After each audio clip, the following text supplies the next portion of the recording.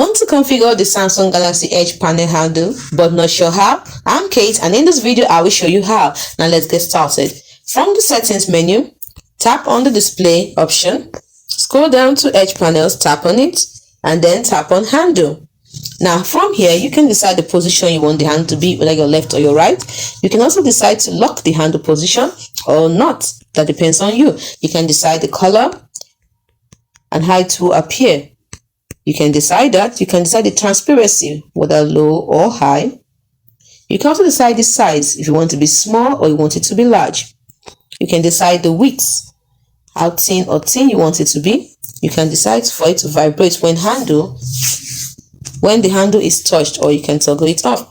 You can even decide to position it by using this option here. That's all it takes to configure the Samsung Galaxy Edge panel handle. If you found this video helpful, we would love it if you hit the thumbs up button and subscribe to our channel. We put up helpful tips and tricks like this one every day. Thanks for watching.